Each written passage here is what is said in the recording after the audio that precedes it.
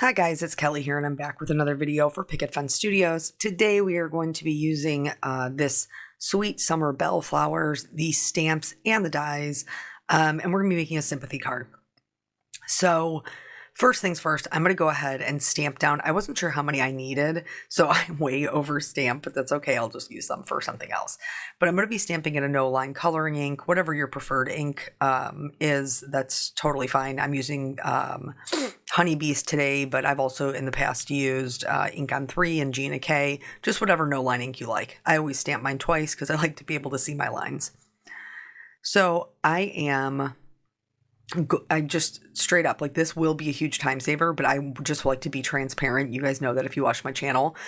This is not my trick. I did not come up with this. I was actually taught to me by my friend Dawn Woolslagel, and I will link to her channel on the off chance that you don't know who she is from her own channel. You've also probably seen her on some other people's channels, including Picket. So I stamped two, one that was just a partial and then one that is full, and I'm going to end up using two of them on the card. So I'm stamping on Canson Monteval watercolor paper, and I am using my Daniel Smith watercolors. Now I keep mine in a distress ink palette because this works for me, but that, you know, whatever works for you. I do wish I had more room to mix, and eventually I'm sure I'll probably change it. So my method that I prefer when I'm doing no-line watercoloring is I like to put down my pigment where I want it to be the darkest, and then I like to pull it out with clean water. This has always taken me forever. Like, watercolor just takes a super long time for me because I'm constantly having to switch like between pigment and clean water. Dawn, when watching one of her lives one night, she had mentioned that she was going to be using the two brush method, and I had never heard of this before. But basically, it's where you keep one brush with the pigment on it and one brush that is just the clean water that you use to pull it out.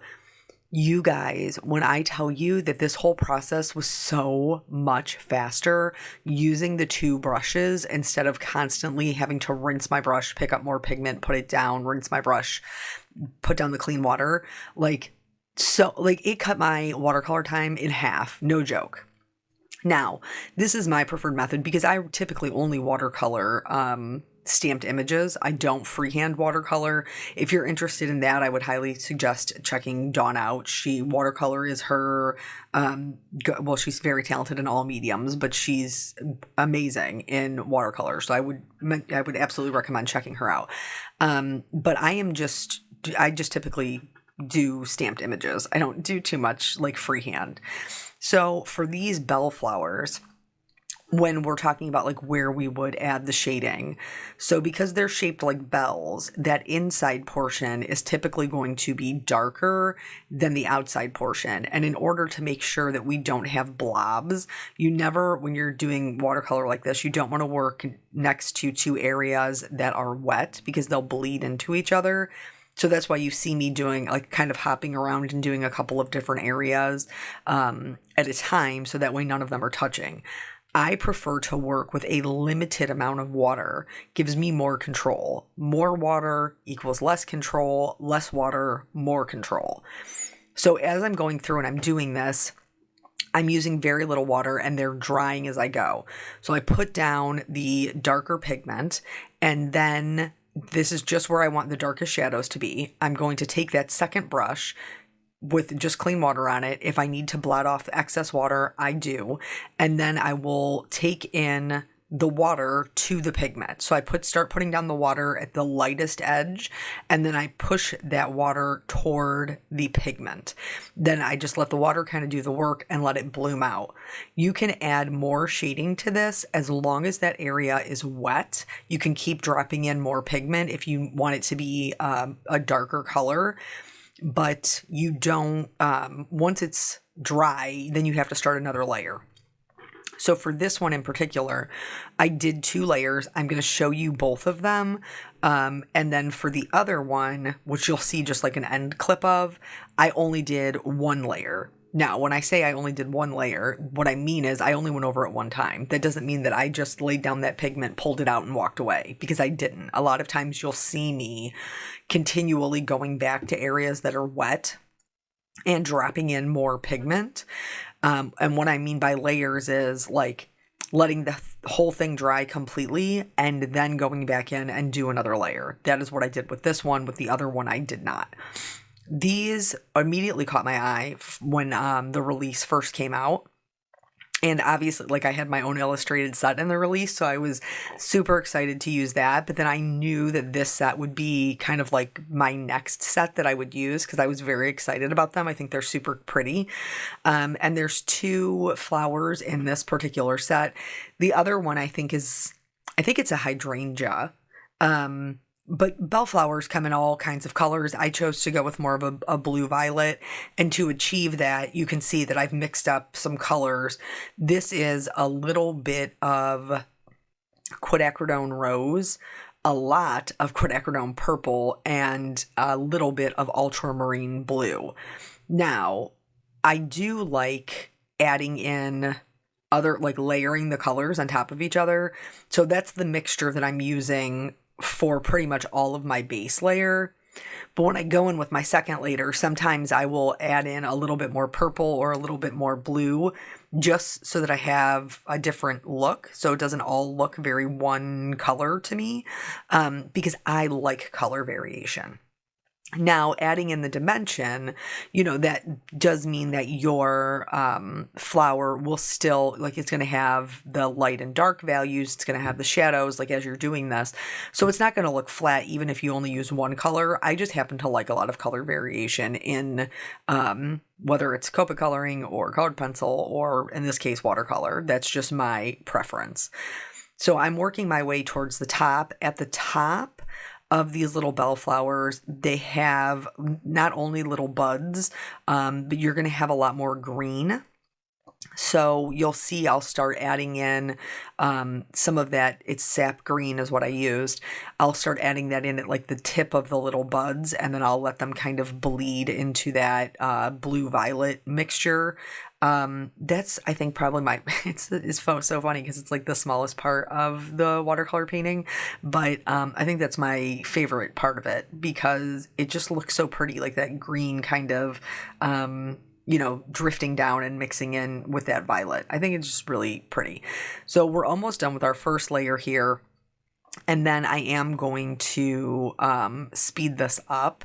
In fact, I may already have, honestly, just because even though this cut my watercolor time in half, it is still a long process for me. And especially because we do have that dry time in between where we're trying to avoid working on 2 layers next to each other that are wet.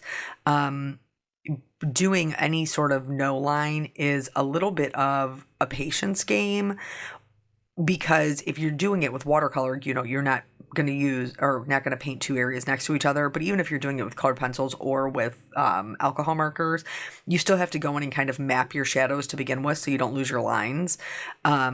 So anytime we're doing no line coloring, we do have to exhibit a little bit of patience, which honestly, I'm not always 100%. In fact, we had a family get together yesterday for my son's birthday. And my brother-in-law, him and his wife don't have any children. And he was like, so does the patience just like come once you have children? Like, you just, that's just what happens? And my best friend, who is the mother of my goddaughter, who is the same age as my son, she was like, well, she's 10 and I'm still waiting for my patience to kick in. So here, let's talk about a couple of things. So I kind of slowed this down a little bit. I went in, this is my second layer now, and that little lip right there got a little dark. So I rinsed off my brush, and then I dabbed off the excess water, and then I used it as an eraser. So if you go in with a drier brush than your paper, you can actually pull up pigment and remove it to create a highlight. I also left it slowed down for this part because when I was going in and picking up my blue or picking up my purple, my ultramarine blue on my palette is right next to my lunar black. And as I'm starting to pull this color out, I'm very quickly realizing that I stuck my paintbrush right in the black. And it was not the vibe I was going for. It was a little too cool. So in order to erase that boo-boo, I'm going to do the same trick where I rinse off my brush and then pull up the pigment. I lay down more water to get that pigment moving. I let it sit for a second, and then again I use my brush as the eraser to remove as much of that pigment as I possibly can, which is what I did here with all like these two flowers. And then I'm going to go back in now with the correct colors and put that down and pull it out. Does it completely erase it? No. Alternatively, you could go in, put down water, and then blot it up with a paper towel. That will also work to kind of erase that. That's probably one of my favorite things about watercolor is it's so forgiving. Super, super forgiving. So if you do have a boo-boo, there's, almost always a way to fix it. Now, if it already has dried, that gets a little bit more challenging, but if it's still wet, you can fix it almost right away. So you can see as we're moving up the flower, I'm starting to add in some more blues, some more purples, just to get that kind of color variation. That one right there in like the bottom middle is definitely like the bluest one that I put down. And he looks a little out of place because he's so blue comparative to the violet. But that's okay. It makes him more interesting, right?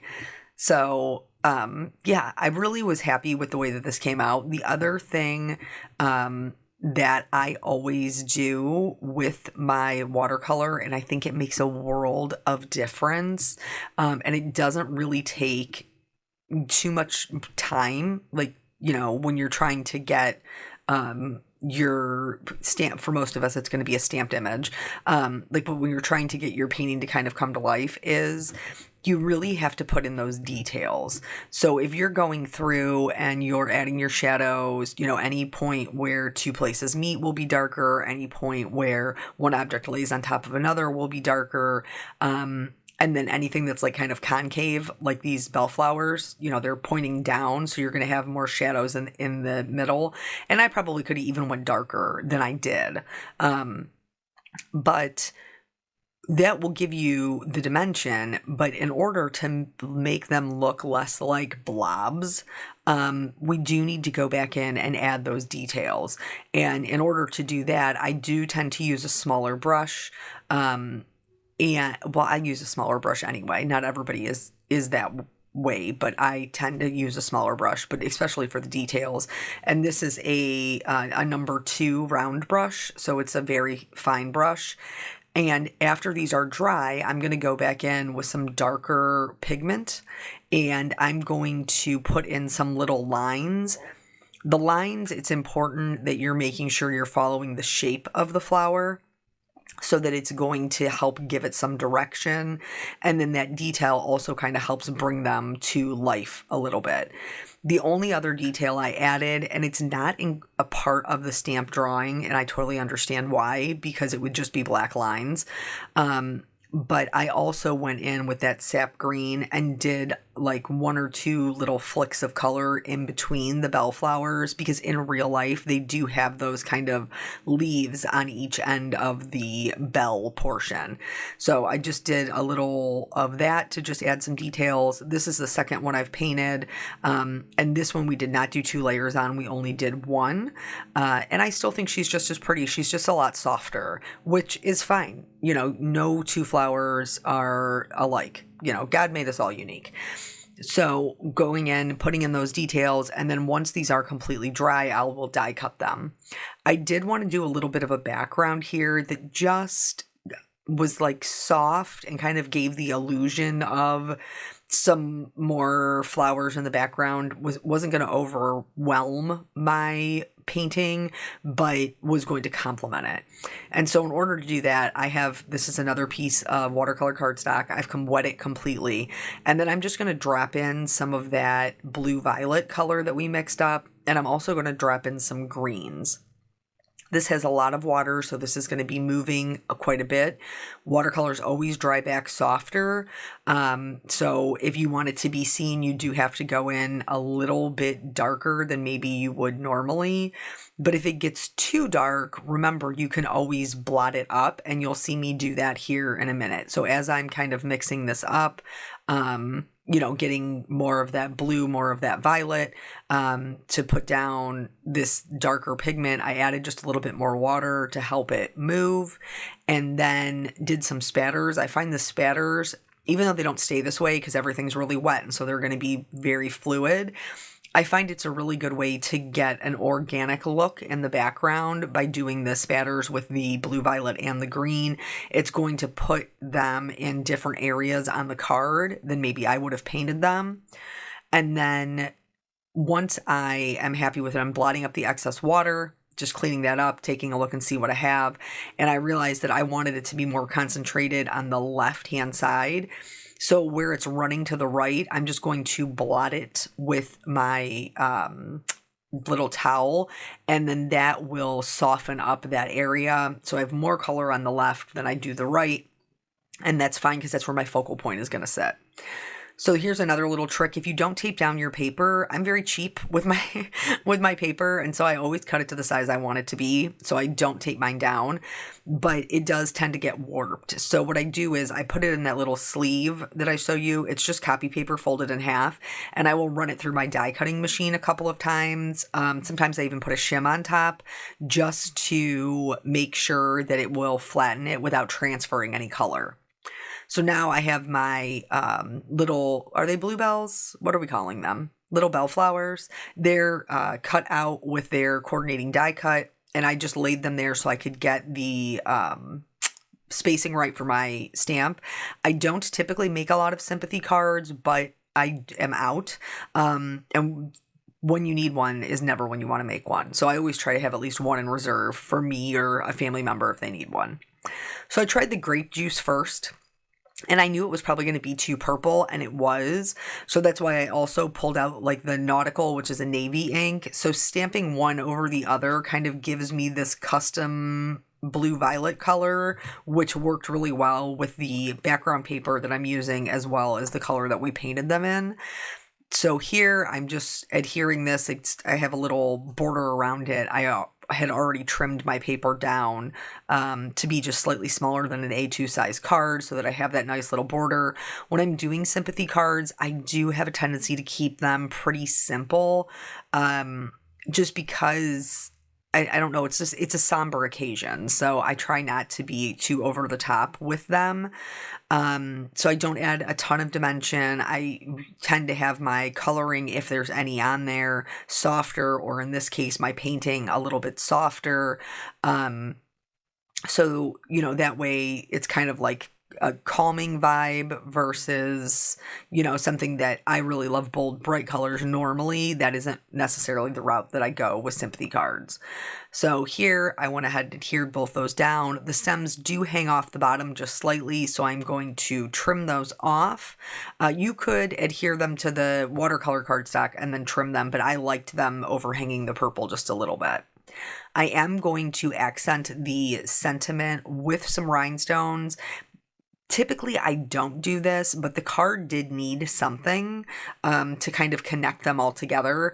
And so I chose to use I think it's Starry Skies rhinestone mixture. And then that's the whole card. So I hope you guys try the toothbrush method. It really was super time saving for me. And I will be interested to see whether or not you found that to be the case for you. Thank you guys so much for joining me. I always appreciate your time, and I will catch you on the next video. Bye.